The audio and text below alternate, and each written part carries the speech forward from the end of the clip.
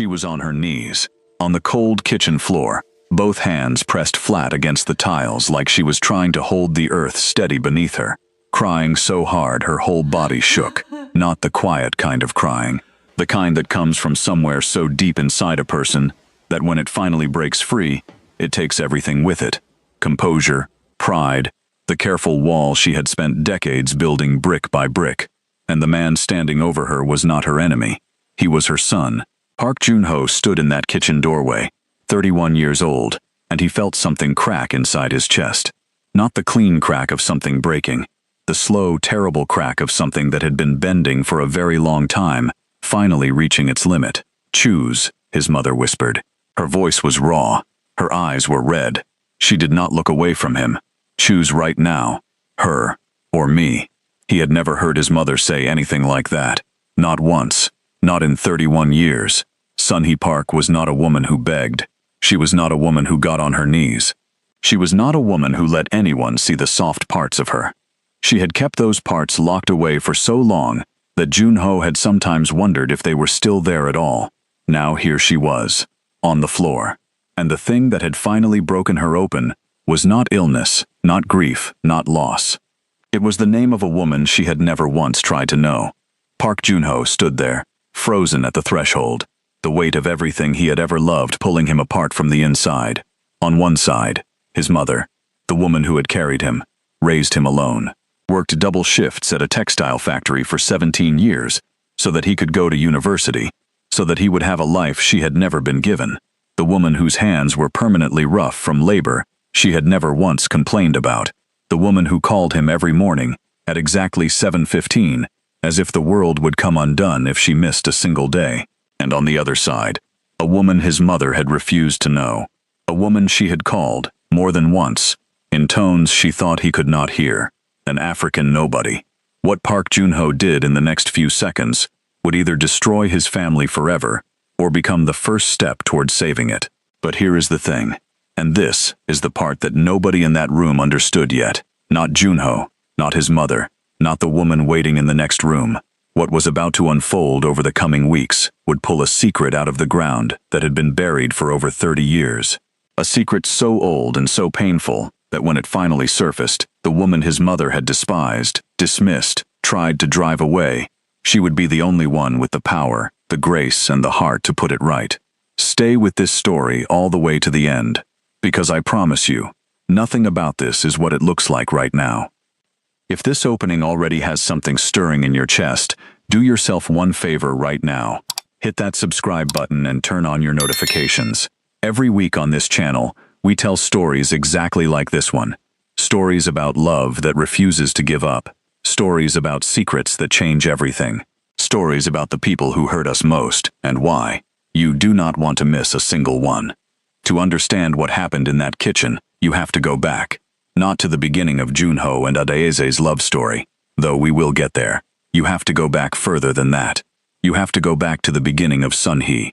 Park Sun-hee was born in 1963 in a small city in South Chungcheong Province, the second of 3 daughters in a family that had climbed carefully and deliberately into the lower rungs of the Korean middle class. Her father was a civil servant, precise, formal, proud of the social standing that came with government work, even when the salary was modest.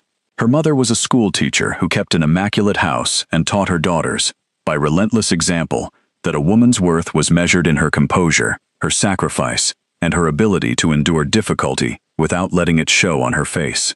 Sun-hee was the brightest of the 3 sisters. Everyone who knew her in school said so. Her teachers said so. Her parents said so. Privately, not to her face, because they were not the kind of people who offered compliments directly. She had a mind that moved quickly and a curiosity that went in all directions at once, and when she was admitted to a university in Seoul on a partial scholarship at 18, she felt for the first time in her carefully controlled life like the world had opened a door it had previously kept shut. Seoul was different from anything she had known. Bigger, louder, more complicated, more free. And the university, with its lecture halls and its student clubs and its corridors full of people from different provinces and different backgrounds and, increasingly, different countries, felt like a place where it might be possible to become something other than what had already been decided for her. That was where she met him, His name was Kofi Mensah. He was 22 years old, from Accra, Ghana, one of a small cohort of African students attending the university on a Korean government exchange scholarship, part of an early diplomatic program that was still new enough to attract curious stares when the students walked across campus. He was studying architecture. He was tall and serious-looking until he smiled, and then his whole face changed, opened up, became something warm and entirely disarming. They met in the university library in the autumn of 1986. Sunhee was there, studying for an economics exam. Kofi was there struggling with a Korean grammar textbook. He asked her, in halting Korean mixed with English, if she could help him understand a sentence that was confusing him. She looked at the sentence. It was not particularly complicated, but she explained it anyway. He came back the next day with another question, and the day after that. Within 3 weeks, they had established a routine that neither of them had formally agreed to, but both of them had begun to count on. They would meet in the library after their afternoon classes. He would practice his Korean. She would explain idioms and grammar and the strange logic of a language she had never had to think consciously about before. And somewhere in between the language lessons they talked. About everything. About his childhood in Accra and the sound of rain on a metal roof. About her childhood in Chungcheong and the particular loneliness of being the clever daughter in a family that wasn't sure what to do with clever daughters. About architecture and economics and what each of them was afraid of and what each of them dreamed about. She had never talked to anyone the way she talked to Kofi Mensah, not because he was perfect. He wasn't. He was stubborn and occasionally oblivious, and once fell asleep in the library while she was mid-sentence, which she never entirely forgave him for. But he was genuinely curious about her. Not about what she could become for someone else, not about her potential usefulness as a wife or a daughter or a social asset. About her. What she thought, what she felt, what she wanted. Nobody had ever asked Sunhee what she wanted. By the spring of 1987, they were in love. Quietly, carefully. Aware of every reason the world might consider it impossible, and choosing to disregard each one. They did not advertise it. They met on weekend afternoons in a small cafe near the campus that was off the regular student path. They walked together along the Han River after dark, when the city's watching eyes were fewer. They were not hiding, exactly. They were simply protecting something fragile, before it was strong enough to withstand public air. The letters began that summer, when Sunhee went home to her parents for the school break, and Kofi remained in Seoul. They wrote to each other every week. His letters to her were in Korean, improving all the time, tender and earnest, full of small observations about the city they were both temporarily separated from. Hers to him were in a mixture of Korean and the English she had been carefully polishing since secondary school. In those letters, away from Seoul, away from the daily weight of her family's expectations, she was more herself than she ever managed to be in person. Funnier, more honest, more alive. She saved every letter he ever sent her. She would keep them, without ever reading them again, in a wooden chest on top of her wardrobe, for the next 30 years. The year was 2019, and Seoul in October was doing what Seoul always does, turning into something out of a painting. The ginkgo trees along Bukchon Hanok village blazed yellow and gold. The air carried that particular autumn sharpness that makes everything feel significant, and the city hummed with the restless energy of a place that never entirely stops moving. Park Joon-ho was 31 years old, and for the first time in his adult life, he was genuinely, almost embarrassingly happy. He worked as a structural engineer at a mid-sized firm in Gangnam. Not glamorous, not wealthy, but solid and honest work that used his mind and gave him the particular satisfaction of knowing that the things he helped design would stand. He had a small apartment in Mapogu, a car that started reliably, a gym membership he actually used 4 times a week, and a mother who called him every morning at exactly 7:15 without fail, rain or shine, sick or healthy, as though the day could not properly begin until she had confirmed that he was still in the world and doing all right. He had grown up understanding that his mother's love was not soft. It was not the kind that arrived in gentle words and easy affection.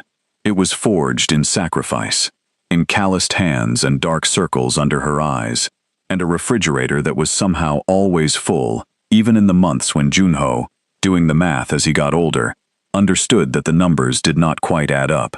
His father had left when Joon-ho was 4 years old. No argument, no warning, no forwarding address. There one morning, gone by evening, as if he had simply stepped through a door and found another life waiting on the other side. Sun-hee had absorbed that abandonment the way she absorbed everything, by going silent for a short time and then straightening her back and continuing. She never cried about it in front of Junho, never spoke badly of his father, simply closed that door, locked it, and redirected every ounce of energy she had toward the boy who was still there. She worked double shifts at the factory for 11 years. Then she took a supervisory role that paid better and demanded more. Then she saved enough to put Junho through university without debt. Then she stepped back, watched him build his life, and kept calling every morning at 7:15, as if the ritual itself was the last remaining structure of the fortress she had built around them both. So when Junho called her one Thursday evening in late October and said, with a particular lightness in his voice she had not heard before, "Chioma, there's someone I want you to meet," she understood immediately that this was not just a friend. "A woman?" she asked, her voice careful. "Yes," he said, "someone very special." There was a pause, just a breath of one, but Junho would replay it many times in the months that followed, wondering if he had already heard the trouble in it. "Is she Korean?" Sun-hee asked. Junho exhaled slowly. He had known this question was coming. He had been thinking about how to answer it for 3 weeks. In the end, there was no answer except the truth. "No, Ioma," he said. "She's from Nigeria. Her name is Adaize." The silence that followed was so long and so complete that for a moment he genuinely believed the call had dropped. "Ioma, I heard you," she said quietly. And then she said good night, in the flat, careful voice she used when she needed to end a conversation before she said something she would not be able to take back, and she hung up. Adaize Okonkwo had come to Seoul 3 years earlier on a research fellowship at Yonsei University. She was studying public health policy, specifically the intersection of government healthcare infrastructure and community-level health outcomes in rapidly urbanizing societies. She was 28 years old, from Enugu State in southeastern Nigeria, the eldest daughter of a retired secondary school principal and a civil engineer who had built small bridges across rivers in the Enugu hinterland for 30 years. She carried herself with a quality that was difficult to name precisely, a settled, unhurried confidence that didn't announce itself or demand acknowledgement. It simply existed, like good architecture. You noticed it by the way a space felt when you were in it, not by any single feature you could point to. She had a laugh that came from somewhere genuinely deep, the kind that made strangers on the Seoul subway look up involuntarily and find themselves smiling without knowing why. She spoke 4 languages, Igbo, English, French, and Korean, and she had not stopped at conversational Korean. She had pushed through to the kind of fluency that allows for nuance and humor and the gentle needling of someone you like, which was, she had discovered, the only fluency that actually counted. She and Junho had met on a Saturday morning in February at a community hiking group that went up Bukhansan Mountain on the 2nd weekend of every month. He had been going for 2 years. She had joined 3 months earlier. They had been politely aware of each other for those 3 months in the way that people in a recurring group are, exchanging nods, occasionally walking in the same cluster up a slope, never quite falling into conversation. That changed at the summit. Junho had brought too much food, as he always did, and he offered her the extra kimbap he could not finish. She had looked at it, looked at him, and then, in perfectly accented Korean, she had said, "You do know there is a full convenience store at the base, right?" He laughed so hard he nearly dropped the kimbap over the edge of the mountain. She caught his arm to steady him, and something in the ease of that gesture, the lack of self-consciousness, the warmth of it, told him that this was a person worth knowing. They had been inseparable for 8 months by the time he called his mother. Adaize knew about Sun-hee. Junho had been honest with her from early on. His mother was the center of his life, was proud and traditional in certain specific ways, had certain expectations about the shape his future should take, that there would likely be resistance, that it might take patience and time. Adaize had listened to all of it, with those steady, watchful eyes of hers, and then she had said, "I'm not afraid of time." What she could not have known then, what Junho himself did not yet understand, was that his mother's resistance was not rooted where either of them assumed it was. It was not tradition, not really. It was something much older and much more private.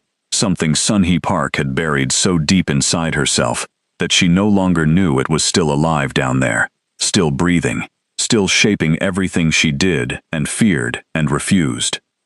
The first meeting between Sun-hee and Adaize happened on a Sunday in early November, at a restaurant in Sinchon that Junho had chosen with the kind of agonized care usually reserved for diffusing things, not too formal. He didn't want his mother to feel she was being presented with a fait accompli at a fancy dinner table, not too casual. He didn't want Adaize to feel she was being hidden, tucked into some low-key corner as though she were something to be apologized for. A middle ground, warm lighting, good food, room for a nervous conversation to breathe. He arrived first, and sat facing the door, watching it the way you watch a door when you are not sure what is going to walk through it. Adaize arrived next, in a deep burgundy wrap dress with her lokes pinned up, her expression composed and warm and carrying beneath it. He could see it, because he knew her well enough by now to see it. The particular tension of someone who has decided to be brave. His mother arrived 7 minutes late. Junho had never, in his life, known his mother to be late for anything. Not a doctor's appointment, not a family dinner, not a factory shift. 7 minutes. He understood, without being told, that the 7 minutes were not carelessness. They were armor. The last small piece of control available to a woman who was walking into a situation she had not chosen and could not fully manage. Sun-hee Park was 56 years old, small and precisely put together, with close-cropped graying hair and eyes that catalogued a room in seconds. She sat down, placed her handbag neatly on the seat beside her, folded her hands on the table, and looked at Adaize. The expression on her face was not hostile. It was something harder to deal with than hostility. It was sealed, completely, deliberately sealed, like a letter that had been glued shut. "Annyeonghaseyo," Adaize said, dipping her head with genuine respect. Her Korean was fluent and careful. "It is a true honor to meet you. Junho speaks of you with so much love." Something moved across Sun-hee's face, very quickly. Surprise perhaps at the quality of the Korean, or at the directness. It was there, and then it was managed and gone. "Hello?" Sun-hee said. In Korean. Nothing more. The meal that followed was a careful, exhausting performance. Adaize was extraordinary at it, asking Sun-hee questions about her life, her neighborhood, her preferences, drawing her out with genuine curiosity. And Sun-hee would answer. For brief stretches she would almost open, would almost lean forward, would almost let something real come through. And then she would catch herself, pull back, look at the table, or the window, or her chopsticks, anywhere but the face of the young woman across from her. When Adaize excused herself to use the bathroom, Sun-hee turned to Junho the instant she was out of earshot. "She seems intelligent," she said. Her voice was measured, neutral. Junho felt something cautiously hopeful stir. "She is, Ioma. She's remarkable." "It doesn't matter," Sun-hee said quietly, picking up her chopsticks. "This is not going to work." "Why not?" She looked at the table. "Because it isn't. People like us, we don't mix like this. It creates difficulties. For everyone. For the children especially." Junho put down his chopsticks. He kept his voice low. "People like us," he repeated carefully. "What does that mean, Ioma? I want you to say it clearly." She didn't answer. She moved food around her plate with the calm, deliberate focus of someone who had decided the subject was closed. When Adaize came back, she sat down, poured everyone fresh water without being asked, and made a gentle comment about the restaurant's interior design. She had read the silence at the table perfectly. She was steering them away from the edge, back to somewhere safer, giving everyone a way to continue the evening with their dignity intact. Junho watched her do this and felt something settle even deeper in his chest. He had not imagined her. He had not constructed her out of longing. She was exactly who he had believed her to be, and somehow, that made what was coming harder, not easier. The months that followed were a slow erosion. Sun-hee never shouted. She never made scenes. She made her position known through the quiet, relentless accumulation of small choices, each one individually deniable, collectively unmistakable. She declined dinner invitations when she knew Adaize would be there. She had pressing errands on the weekend. Junho had suggested they all visit Gyeongbokgung together. When Junho mentioned Adaize's name on their morning calls, and he kept mentioning it, deliberately, because he refused to let his mother pretend she did not exist, Sun-hee would go quiet, or pivot to something practical, or offer a comment so carefully emptied of emotion that it functioned like a wall. Once, when Junho showed her a photo on his phone, the two of them laughing at the top of a mountain, Adaeze's face open and joyful in the autumn light. Sunhee looked at it for a long moment and said, "She looks very far from home. Not cruel. Not exactly. But not kind either." Adaeze, for her part, bore all of it with a patience that Junho found almost painful to witness. She never asked him to choose, never spoke badly of Sunhee, not in anger, not even in the private space of their conversations when he was raw and frustrated and would have understood. She simply held her ground, continued her work, continued building her life and soul, her research, her language skills, the growing circle of colleagues and friends who valued and admired her. She was not waiting for Sunhee to accept her. She was not shrinking or performing or lobbying for approval. She was simply living, fully, and without apology, and leaving a door open that the other woman was not yet ready to walk through. "She's afraid of something," Adaeze told him one evening, sitting cross-legged on his living room floor with a bowl of spicy ramen, her reading glasses pushed up into her lokes. "Your mother. Whatever this is, it isn't really about me." Junho looked at her. "Then what is it about?" She was quiet for a moment, turning her spoon in the broth. "I don't know yet," she said, "but I think you probably need to ask her. Not about me, about herself." He didn't. Not then. Asking Sunhee certain questions had always felt, to Junho, like pressing on a bruise she had never admitted was there. The bruise of his father's departure. The bruise of all those years alone. She had managed it by not acknowledging it, and Junho had always, out of love or cowardice or both, respected the terms of that management. He would not be able to do that much longer. The breaking point came in March of 2020. The world was already beginning to come apart at the seams. COVID-19 was spreading across Korea with a speed that made every ordinary plan suddenly conditional. The city was tightening. Streets going quiet. Faces disappearing behind masks. The particular anxiety of a moment when the familiar suddenly feels fragile. It was in this atmosphere that Junho asked Adaeze to move in with him. Her fellowship at Yonsei was ending. International travel had become uncertain. They had been together for over a year. They had discussed it practically, honestly, the way they discussed most things, laying out the logistics and the feelings with equal seriousness, arriving together at a conclusion that felt right to both of them. She said yes, he told his mother on a Tuesday morning. On the phone, afterward, he would try to remember exactly how long the silence lasted. It felt very long. It might have been 10 seconds. It felt like several minutes. Then Sunhee said, in a voice absolutely stripped of any inflection, "If you allow that woman to move into your home, I will not set foot in it again." Junho felt something go quiet inside him. Not angry, not yet, just quiet. The way a room goes quiet right before something important is said. "Ioma," he said, and his voice was very controlled, very steady. "She has a name. Her name is Adaeze, and I am going to marry her." He had not planned to say that last part. He had been thinking it for months, had known it in the way you know certain things before you have the language for them, but he had not meant to say it like this, on a phone call, in response to an ultimatum. The line was silent for so long that he thought she had simply hung up. Then you have made your choice. And she was gone. 3 weeks of silence. No morning calls at 7:15. No messages. No contact of any kind. Just a silence so thick and heavy that Junho would wake at 3 a.m. and feel it pressing against his chest. An absence where the rhythm of his mother had always been. He threw himself into the Incheon infrastructure project his firm was handling. Brutally long hours, the good exhaustion of demanding work, a place to put his hands while his heart was unsettled. He came home to Adaeze, who watched him carefully and gave him space, and made food that she left in the refrigerator for him to find at midnight, which was its own particular language. "You should try to reach her," Adaeze said one evening, about 2 weeks in. "She hung up on me," Junho said. "I know." Adaeze looked at him steadily. "She's also a woman who has been alone for a very long time, who is terrified of losing the only person she has." A pause. "Her pride will not let her call first. It doesn't mean she doesn't want you to." He thought about this for a long time. It was during those weeks of silence that Junho began, almost accidentally, to pull at a thread he had never thought to find.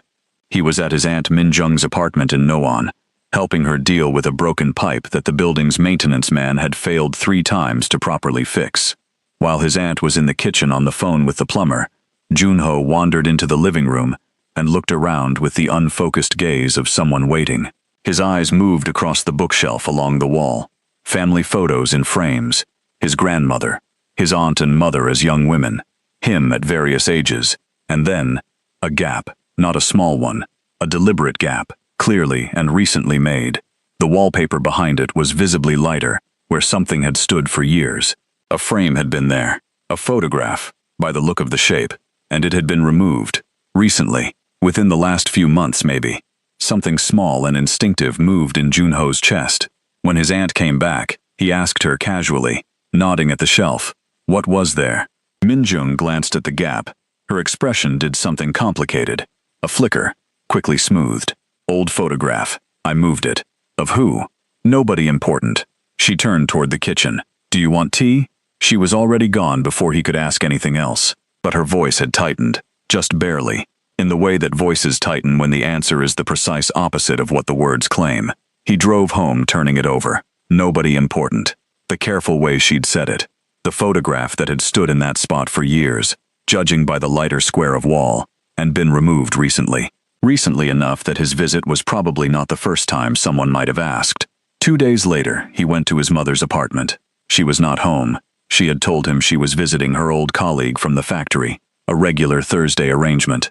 Junho still had a key. He had always had a key. He let himself in, watered her plants as he had been doing during the estrangement, and stood in the middle of her immaculate, silent apartment, and felt the presence of all the things she had never said. He stood in the doorway of her bedroom for a long time. The wooden chest on top of the wardrobe was not new to him. He had known it his entire life. It had always been there. He had been told, from the time he was old enough to be curious, that it contained private papers and that he was not to touch it. Children understand, when adults say things like that the prohibition is serious. He had never questioned it, had grown up and forgotten it, more or less, in the way you forget the rules that become invisible through age. He was 31 years old. His mother was not speaking to him, and something was pulling at him like a current he was only now beginning to feel the strength of. He pulled a chair to the wardrobe and climbed up and brought the chest down. He carried it to the edge of his mother's bed and sat down and opened it. Inside, letters, photographs, a pressed flower, dried to translucency, its original color impossible to determine. 2 folded pages that looked like journal entries, in his mother's handwriting, younger, less controlled, the pen pressing harder than it did now, and beneath all of it, bundled together with a faded red ribbon, a stack of envelopes with Korean addresses and Ghanaian return addresses. He sat with those letters for 3 hours. The envelopes were addressed in Korean, labored, careful Korean, the handwriting of someone who had learned it as a second language and taken pains to get every character right. The return addresses were from different locations over the years, a student dormitory, then a university address in Accra, then what appeared to be a residential address, all in the name of Kofi Mensah. The letters themselves were in a mixture of Korean and English. The earlier ones were lighter, full of observations about Seoul in winter, about the difficulties of a Korean grammar that kept surprising him, about a particular Pojangmacha near the campus that he had become devoted to, about the views from Namsan at sunset. They were the letters of a young man writing to the person he most wanted to tell things to. The later ones were different. They were desperate in the way that only correspondence can be when the person you are writing to has stopped writing back and you do not understand why. He had written that he did not know what had changed, that he hoped she was well, that whatever her family had said to her, whatever pressure was being placed on her, he wanted her to know that he understood, but that he also needed to know she was all right, that she had made a choice freely and was not being forced into something, that he would wait for her if there was any chance, that he loved her, that she did not have to answer every letter, just one, just to let him know. There was no record of Sunhee's replies, because there had been no replies. The last letter was dated September 1989. It was short. It said, "I have stopped waiting. I wish you a good life, Sunhee. I mean that sincerely. Goodbye." 6 months after that letter, Sunhee Park had married Park Dong-hyun, Junho's father, in a ceremony arranged by her father. The man who had left when Junho was 4 years old and never looked back. Junho sat on the edge of his mother's bed in the afternoon light, holding these letters, and he thought about what Adeyeze had said. She's afraid of something. It isn't really about me. He thought about his mother looking at the photograph of Adeyeze on the mountaintop and saying, she looks very far from home. He thought about Adeyeze's looks and her 4 languages, and her particular brand of patient, unshakable clarity. And he thought about a young woman from Accra who had learned Korean by hand and written to a girl in Chungcheong until she stopped writing back. And he understood. He understood everything. His mother had loved a man like Adeyeze once, had been loved by him, and had been ripped away from that love by her father's ultimatum, not so different, in its bones, from the ultimatum she had just issued to her own son. She had watched her love disappear into silence, had married a man she did not choose, had raised a child alone after that man left, and had spent 30 years burying the grief and the guilt of it under layers of sacrifice and pride and rigid, defensive love. And now her son had brought to her door a woman from the same continent that man had come from, a woman with the same kind of unhurried confidence, the same deep laugh, the same quality of rootedness, the same refusal to disappear. When Sun Hee looked at Adeyeze, she was not looking at something foreign and threatening. She was looking at the life she had been forbidden to choose, and it was tearing her apart. If this story has stopped your breath for even a moment, if something in Sun Hee's secret has hit you somewhere real, then right now, in this moment, hit that like button, not for the algorithm, for the stories, because this one is just getting to its most important part, and I need you to stay all the way to the end. Junho did not go to his mother that night. He sat for a long time in her apartment after putting the chest back, then drove home and sat some more, letting the full weight of what he now understood settle into the right places inside him. He found Adeyeze at the kitchen table working on a research paper, her reading glasses on, her desk lamp making a small warm circle in the otherwise dark apartment. She looked up when he came in and immediately put her pen down. "What happened?" she said. He sat across from her and told her everything. All of it. The chest, the letters, Kofi Mensah, the dates, the timeline. He told her about his grandfather's ultimatum and his mother's silence and the marriage that had followed and collapsed. He spoke for a long time. She listened without interrupting, her elbows on the table, watching his face. When he finished, she was quiet for a moment, the deep, full kind of quiet that is not absence, but attention. Then she said, "She has been punishing herself for 30 years. "Yes," Junho said, "and punishing us for it. Not bitterly, just clearly. A statement of fact. Yes." Adeyeze looked at her hands, then back at him. "Where is he now?" "Kofi Mensah." Junho had already, on his drive home, searched on his phone. "Accra. He's a retired professor of architecture. He has a family, a wife, grown children. He runs a small design foundation." Adeyeze nodded slowly, taking this in. "She needs to know he's okay," she said quietly. She's been carrying that, probably, the not knowing. Whether what her father did broke him, whether the silence she kept hurt him permanently. That kind of not knowing eats a person from the inside. Junho stared at her. "How are you this calm right now? This woman has been trying to drive you out of my life for over a year, and the first thing you think about is what she needs." Adeyeze looked at him for a long moment. "Because I understand what grief does to people, when it has nowhere to go," she said. "My grandmother lost my grandfather when she was 42. She shut herself up like a house with all the windows nailed closed. Wouldn't let anyone close for 15 years. Used to say she was protecting herself." She paused. She was just lonely. Lonely and scared, and convinced that love only ever ended in loss, so better not to let it in again. She picked up her pen and turned it in her fingers. "Your mother isn't cruel. She's lonely, and she's been blaming me for the shape of her own grief." "What do I do?" Junho asked. Adeyeze set the pen down carefully. "You talk to her. You show her what you found. You don't punish her for it. You just show her, and then you let her decide what she does with it." He called his mother the next morning. Not at 7:15. She had stopped calling at 7:15. He called at noon, in the plain middle of a Wednesday, when there was no morning rush to hide in, and nowhere to be. She answered on the 4th ring. "Junho," she said. "Wary. Careful." "Ioma," he said. I need to see you. Today if you can. It's important. Are you all right? Yes. But I need to tell you something. I found something. In the chest. The silence that came then was not like the other silences. It had color in it. It had weight.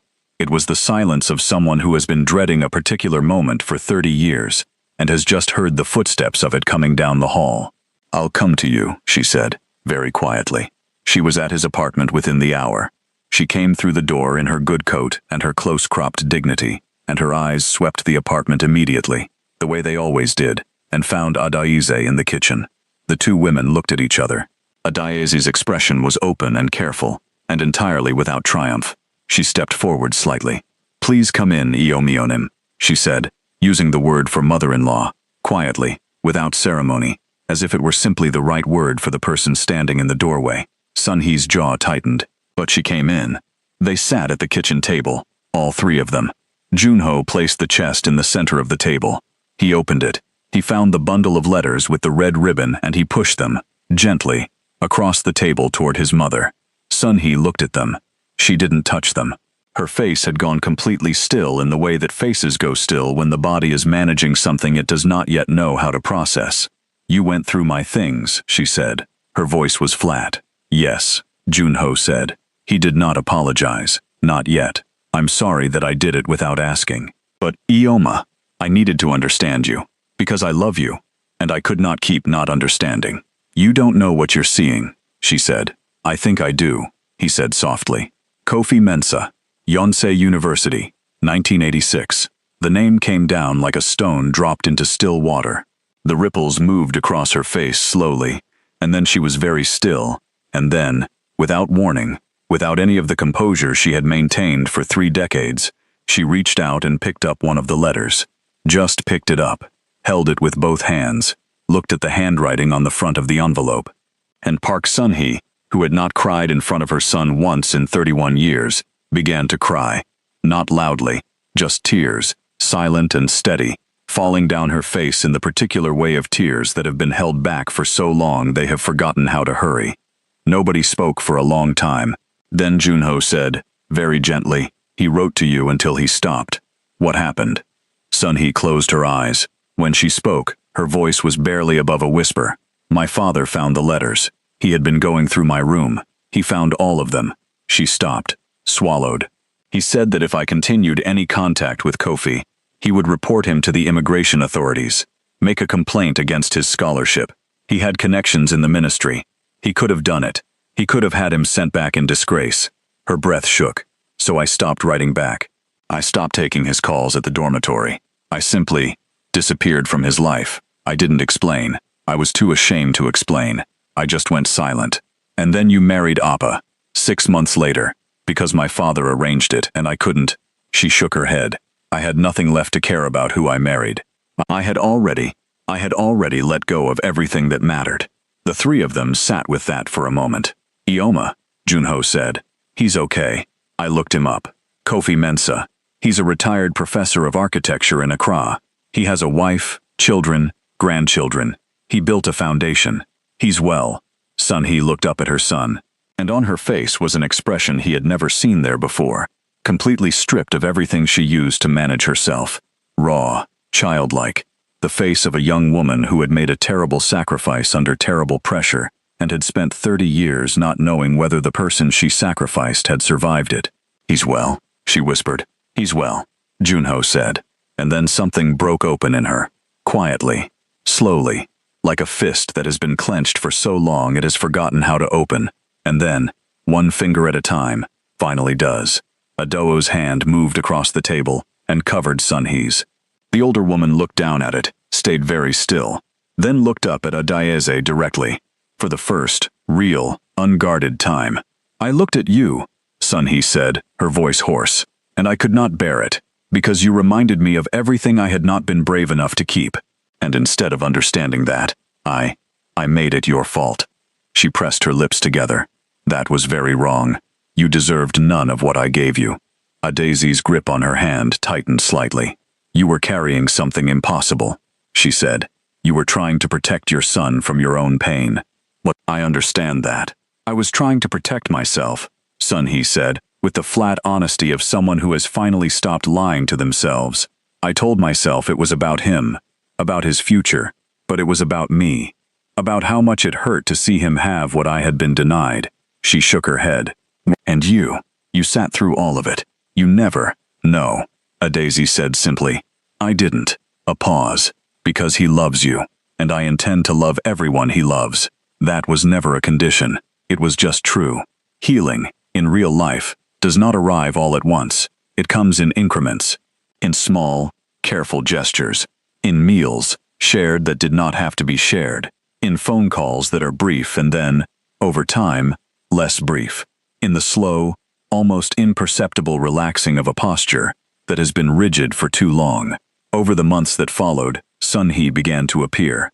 At dinners she had previously declined.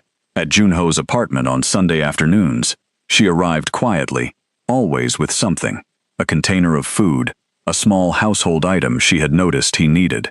She never came empty-handed, because empty-handed was not a language she spoke. She and Adaeze moved around each other carefully at first, like two people who have rearranged the furniture in a shared room and are still learning where everything is. But the furniture had been rearranged, that was the thing. And slowly, in the way that people discover each other when the pretense of opposition falls away, they began to find what was actually there. Sun-hee asked once, with formal awkwardness, about Adaeze's research. Adaeze explained it. The healthcare infrastructure project, the community health model she was building, the policy proposal she was drafting for a collaboration between Korean NGOs and West African health ministries. Sun-hee listened carefully. Then she said, "Who funded the original fellowship?" Adaeze told her. Sun-hee nodded. "That's a good foundation," she said. "They are serious." It was the first time she had said anything that implied she believed Adaeze's work was real. It was small. It was enormous.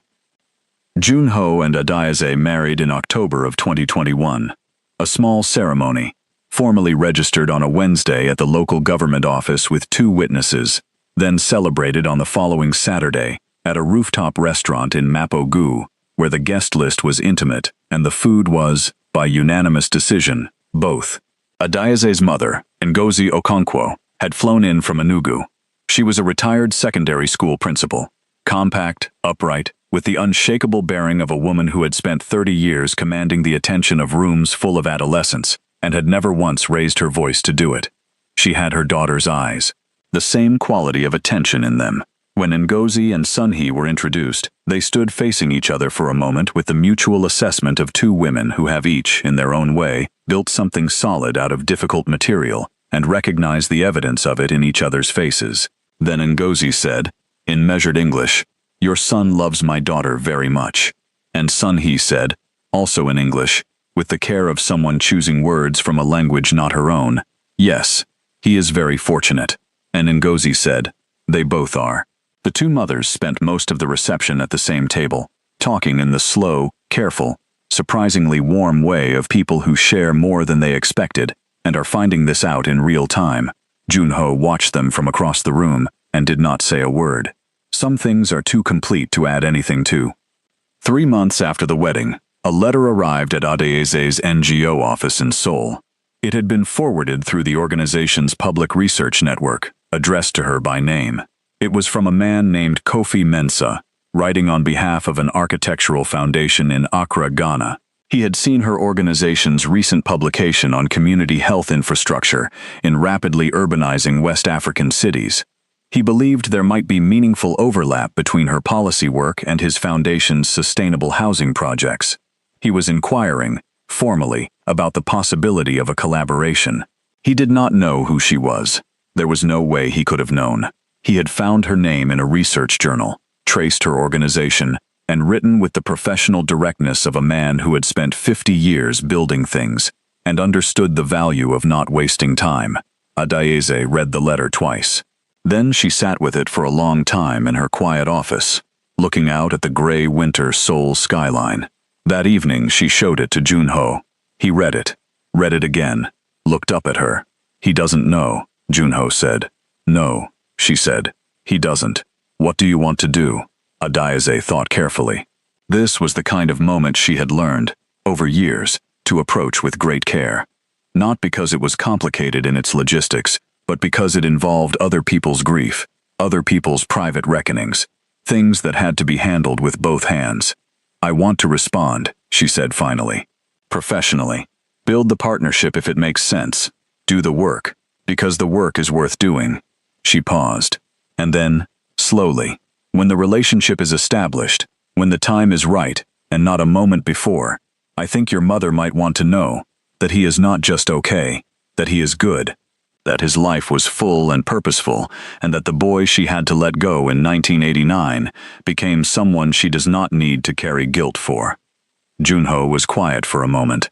And if she wants to reach out to him herself, then that is her choice to make, Adayeze said. We don't arrange it. We don't push.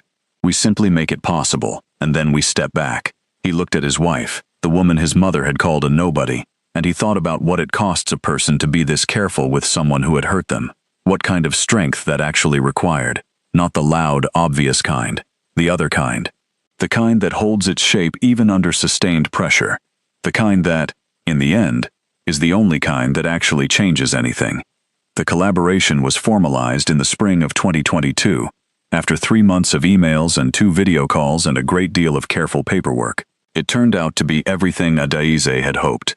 His foundation's deep expertise in low-cost, community-led construction complemented her organization's health policy framework in ways that attracted international attention and grant funding neither had been able to access alone. Kofi Mensah was, in person, or the version of in person that video calls provided, exactly the man his letters had suggested he might become. Principled and precise, with a dry wit that surfaced unexpectedly, a way of listening that made you feel your point had been genuinely received, rather than simply waited out. He had the settled quality of someone who had made peace with the large things in his life and had the energy freed up by that peace to concentrate on the work. He and Adayeze developed a good working relationship over the months of their collaboration. Professional, respectful, genuinely productive. He did not know who she was married to. She was not ready to tell him yet. Some conversations require more foundation than others, and this one required the most careful foundation of all. In the summer of 2022, Sunhee did something that surprised everyone in her life, including herself. She booked a solo trip to a coastal resort town, a small, quiet place on the Yellow Sea that Korean retirees went to for sea air and long walks, and the kind of deliberate stillness that city life rarely allows. She told no one in advance. She simply left a note for Junho that said she needed a few days to herself, and she was gone for 5 days, and when she came back she looked, not different, not healed in any visible and dramatic sense, but clearer, as though something that had been slightly off-center for years had finally settled back into alignment. She came to the apartment on the Sunday after she returned. She and Adayeze stood in the kitchen together and cooked, for the first time, side by side, Korean oxtail soup, doganitang, and Nigerian pepper soup, the pantries of 2 countries negotiating their differences over a shared stove, one woman saying the ginger needs more time, and the other lifting a lid to add something dark green and fragrant that the first woman had never seen before, and was, after a moment's hesitation, persuaded to try. Junho sat at the kitchen table and watched his mother and his wife work together in the warm kitchen light, and he did not say a single word, because there are moments in a life so full and so complete that the only appropriate response is to be very, very still inside them. At dinner, after everything had been served and the first tastes taken and appreciated, Sunhee put down her spoon and looked at Adayeze with the directness she had once used only as a weapon, and had now, slowly, learned to use as a form of trust. "The man your organization works with in Accra," she said. "The architect. His name is Kofi Mensah." Adayeze met her eyes. She had known this was coming. She had been waiting for it without knowing exactly when. "Yes," she said. "Is he well?" Sunhee asked. Her voice was completely steady. Under the table, her hands were not. "He is very well," Adayeze said. "He is a good man. He built something meaningful. His foundation has changed real communities, real lives. He seems at peace." She paused. "He has grandchildren. He speaks about them the way people do when grandchildren are the best thing that ever happened to them." Something moved across Sunhee's face. A long, slow release of something she had been holding for 30 years. "Good," she said. Her voice was soft. "That is very good. She picked up her spoon, tasted the pepper soup for the first time. Something happened on her face. Surprise, then pleasure, then the conscious, deliberate decision to let something in. "This," she said, and her voice was warm in a way it had taken her a long time to arrive at, "is extraordinary." Adeyeze smiled, the deep kind, the one that reached everything. "My mother's recipe," she said. "I'll tell her you said so. She'll be very pleased." Sunhee nodded, and for a moment, as she looked, Junho thought, like herself. Her true self, the young woman from Chungcheong who had gone to Seoul at 18 and found a library and a curious boy with a Korean grammar book and the brief, bright knowledge that she could be seen for exactly who she was. That woman was still in there, had been in there all along. She had just been buried under everything else for a very long time. In October of 2023, 4 years to the month after that first frozen dinner in Sinchon, Sunhee Park sat by her window in her apartment on a Tuesday afternoon, with the Seoul ginkgos turning gold outside and a phone number on the paper in her hand. Adeyeze had given it to her 3 weeks earlier, without ceremony, without explanation, without any of the framing that might have felt like pressure. She had simply folded a piece of paper and left it on the kitchen counter during a Sunday visit, and not mentioned it. Sunhee had understood immediately what it was. She had picked it up and put it in her pocket and said nothing, and gone home and placed it on her bedside table, where it had sat for 21 days. She had picked it up and put it back down 4 times. On the 22nd day, she dialed. A man's voice answered, clear and warm, with the rounded lilt of a Ghanaian accent, gentled by decades of academic English. "Hello?" Sunhee gripped the phone. Outside her window, Seoul blazed gold. "Kofi," she said. "It is Sunhee." A silence. Not the startled silence of someone blindsided. Adeyeze had told him, weeks before, with Junho's blessing, carefully, gently, the way she did everything. She had given him time. He had taken 3 weeks to decide whether he wanted this. He had called Adeyeze back after those 3 weeks and said yes. "Sunhee," he said quietly, "I know." They talked for 40 minutes. They did not try to revisit everything that had happened. That was not the purpose of the call, and both of them understood that. Instead, they talked carefully, honestly, with the particular tenderness of 2 people who had once loved each other and now existed in each other's lives at a great and appropriate distance. He told her about his wife, a Ghanaian woman he had married in 1995, a cardiologist, formidable and funny, his great good fortune, about his children, 3 of them, all grown, about the grandchildren, about the foundation and the housing projects, and what it felt like to watch things he had designed get built and lived in. She told him about Junho, about the engineering, the marriage, the extraordinary woman her son had chosen. She did not say she had resisted it at first. He did not ask. "I needed you to know," she said, near the end, "that what happened was not because I did not care. It was because I was a frightened young woman in a family I could not stand against. That does not excuse it, but I needed you to know it." A pause.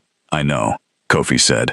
"I understood that eventually. It took time, but I understood it." His voice was kind, without any residue of bitterness she could detect. "And I want you to know, I had a good life, Sunhee, a full life. What your father did was cruel, but it did not ruin me. I built something. I loved people well. I was all right." She closed her eyes. "Thank you," she said. "Thank you for telling me that. Take care of yourself," he said. "And tell your son, tell him his wife is remarkable. She is one of the most careful, most thoughtful people I have ever worked with." "I know," Sunhee said, and for the first time there was not a trace of difficulty in saying it.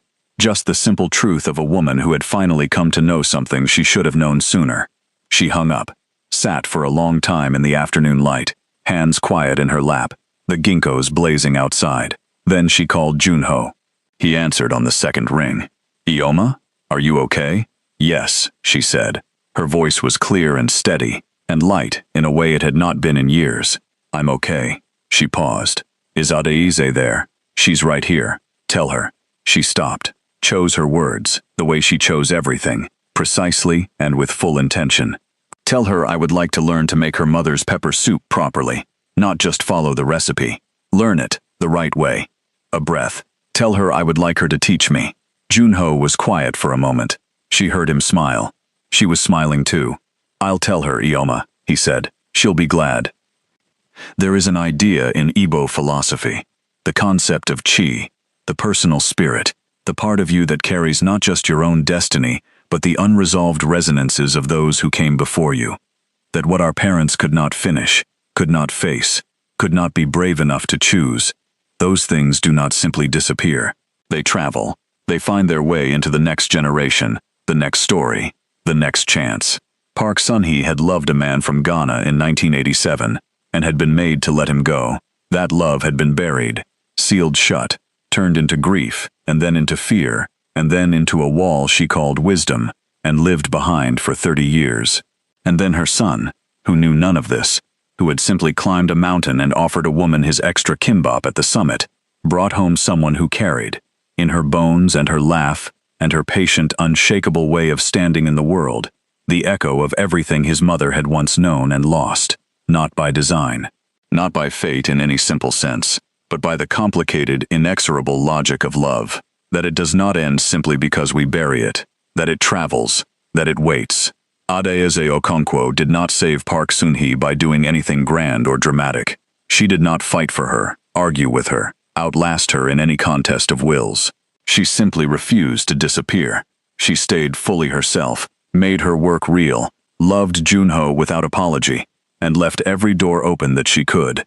She had walked into a family carrying 30 years of unresolved grief, and she had, without being asked to, without any obligation to, made herself the thing that finally gave that grief somewhere to go.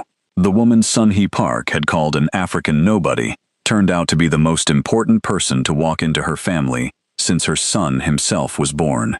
She was the answer to a question Sun-hee had not known she was still asking.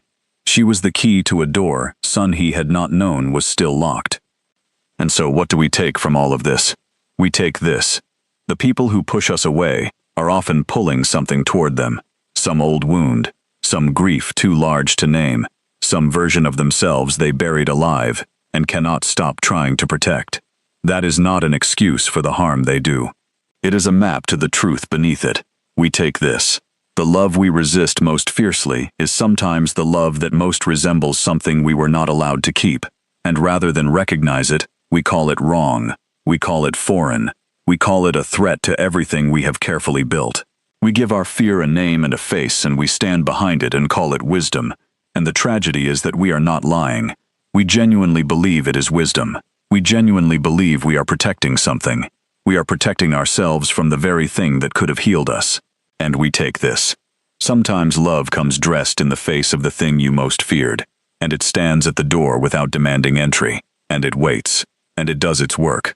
And one day, not the day you expected, not in the way you imagined, the door opens, and what is on the other side of it is not what you braced yourself for. It is grace. Park Junho chose a woman his mother could not accept, and in doing so, he handed his mother the only key that had ever fit the lock she had been living behind. Adaeze Okonkwo walked into a family that did not want her and loved it, quietly, steadily, without conditions, until it learned how to want her back. And Sun-hee Park, who had spent 30 years believing that the life she had once reached for was gone forever, discovered, in the kitchen of her son's apartment, with a bowl of pepper soup steaming in front of her, and the sound of two women who had decided, against everything, to love each other, that it was not gone. It had just been waiting. For her to be brave enough, finally, to say, let it in. If you stayed with this story all the way to the end, and I know you did, then you are exactly the kind of person this channel exists for. The kind of person who believes that a story told well can change the way you see the world. The kind of person who watches not just with their eyes but with their whole self. So here is what I am asking you to do right now. Subscribe to this channel.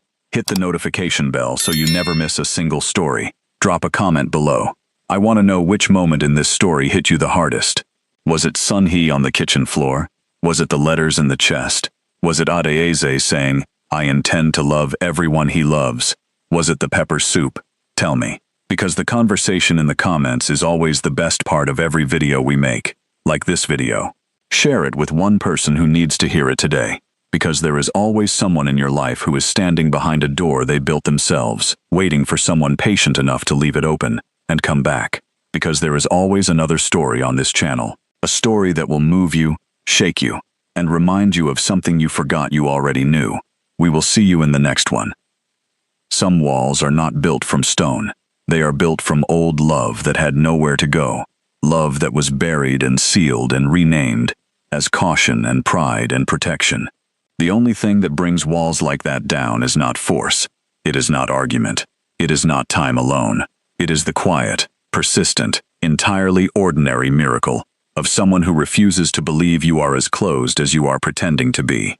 That is what Adaize was. That is what love, at its best, always is. The